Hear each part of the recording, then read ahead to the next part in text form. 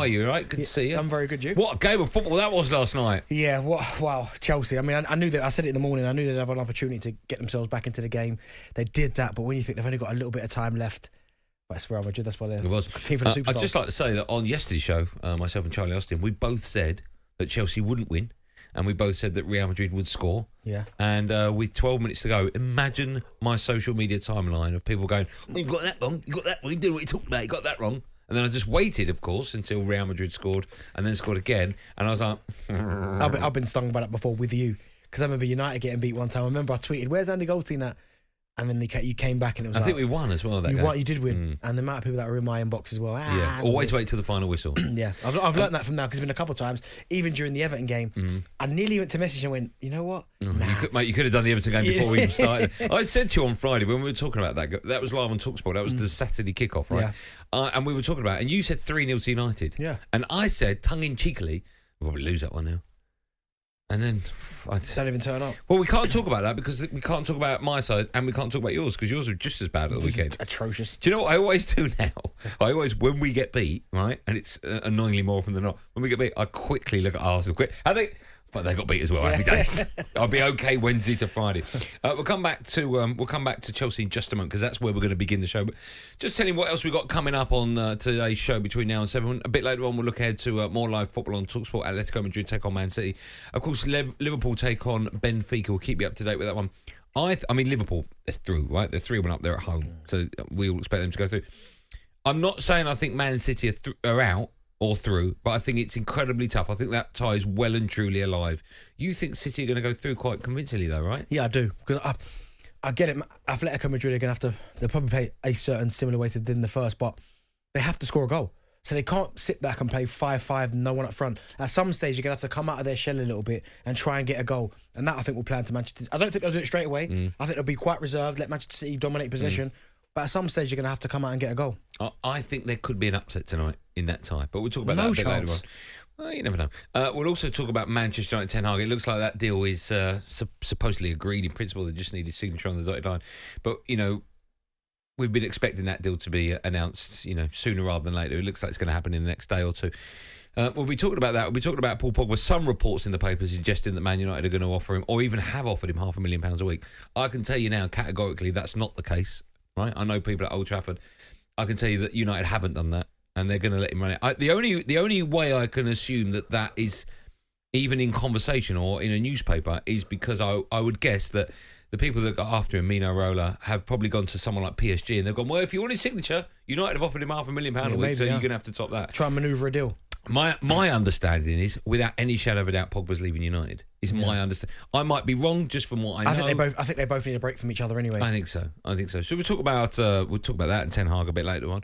Just quickly, just a yes or no. Do you think Ten Hag will be a success at United? And by that, I mean within 3 or 4 years, United will be. If they give him 4 years, then yeah, I think he can be a success. Whether he's any closer to challenging Liverpool and City remains to see what happens, and Chelsea, what happens with them football clubs. But if you're going to give him the opportunity to be there long term, then yeah, why not? But it's got to be a clear plan. Okay.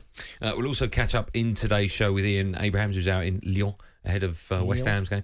No, Kurt Zuma picked up an injury at the weekend in the game where I said don't play any of your big name stars. I mean, me and you would never agree on this. Well, I've been proved right. No, he got injured, he's out. No, because he could have been injured walking to his car, anything. Correct, but less likely to be injured walking to his car. Yeah, as David Moyes, and I'm in David Moyes' camp, you play your best teams to win every single game, and that's what he's done. And unfortunately, it's backfired. Okay. We'll talk about that a bit later on. We'll also talk Luka Modric in this hour, but we have to begin with last night's game as Chelsea, of course, crashed out the holders of the Champions League. My thinking is, I was thinking about the game last night actually when I was watching it, and I thought Chelsea were excellent. I thought the tactics were spot on. They were fantastic. Yeah. The game was lost, I think, in the first 45 minutes at Stamford Bridge, because the second 45 and yesterday's 90, Chelsea were the better side. But that's where it was lost. Yeah, you could say that, but also as well, you could say that Chelsea basically have been undone by 3 moments of magic. Because I thought Chelsea last night was superb. To go to the Bernabeu and dominate possession as they did, play as well as they did. I mean, each to their own. Every single one of their players stepped up. The only one I was probably a little bit disappointed with was Kante. What's happened to him? I don't know, but he kept giving the ball away, and we're not used to seeing Kante perform in this manner. So that's probably the one I was a little bit disappointed with. But they went there, and when I say 3 moments of magic, you talk about the Benzema's, the 2 headers in the first game, where the second one he's guided it into the far corner, the first one rocket into the top corner, and then in this game the Luka Modric pass. I mean, I don't care how well you're playing, how well you're defending, because I thought Rudiger, Thiago Silva, I thought these guys defended really well. It doesn't matter how well you're playing. If someone could do that to that accuracy, Modric with the outside of his boot, I mean, it's just explain how difficult is that pass? It's incredibly difficult, but I've seen him do that for years. He used to do that at Tottenham. Very rarely, he could use his left foot, but everything was outside of his boot. But to put it into that area with that quality, you're begging for someone to put it in the net. They do that, and that's why Chelsea became unstuck. But then Rudiger slips as well, doesn't help. But they had chances to win the game. But Thomas Tuchel will be thinking today, how have we lost that game? Because when you go score 3 goals away from home in the Champions League, you're thinking, well, we must go through. Yeah. I want to ask you about a few Chelsea players. You mentioned Kante there. Just quickly before we move on, his time is coming to an end at Chelsea, do you think? I don't know if it's coming to an end, but he's not the player. Yeah, he doesn't seem like the player he's been in previous seasons. This season, I think he struggled in possession. He's given the ball away enough. And I think it was the first leg, was he taken off at half-time? That doesn't happen to N'Golo Kante. Usually, as we saw last season when they won it, he steps up in these type of games. Didn't do it. And... it's sad, but it'd be interesting to see what they do with him in the summer. Another player I thought was I wouldn't say playing really well, but played well. I wonder if Chelsea fans have changed their view on him. Is Timo Werner, who bizarrely was also pulled off yesterday, and then they put Pulisic on. I thought it was a strange decision. It was, good goal from him as well. Really good goal from Werner. A bit lucky, but he's got that pace in him. He can, and Chelsea fans love him. Why they love him, I can't understand. Do you think they're they love him now? Yeah. No, but they've always loved it, even when he missed chances, because what he does do, he's honest. And I think as a football fan, that's what you want to see, is people running around, working hard, and that's what are you laughing at? What is going on here? I'm talking about what Ryan said in my head. I can't tell you. But no, it was good goal from him. Nice finish. And a quick word about Reece James, who was, again, just outstanding. Sublime. So it's a lovely problem. No, it's not a lovely problem, because he's got big problems. Because as I said, I stand by it, Kyle Walker is the number 1 for me. But who you put at number 2, you're going to get Liverpool fans talking about Trent's distribution and his technique, which I get, outstanding. But Reece James last night, the full package, technique, power, defending. Let me ask you this. We've talked about Kyle Walker and Trent playing in the same team. England players are 3. Kyle Walker plays as one of the middle 3. Yeah. And then you've got Trent as the wing-back. Yeah. Can you do that with Reece James playing one of the 3, with Trent playing wing-back?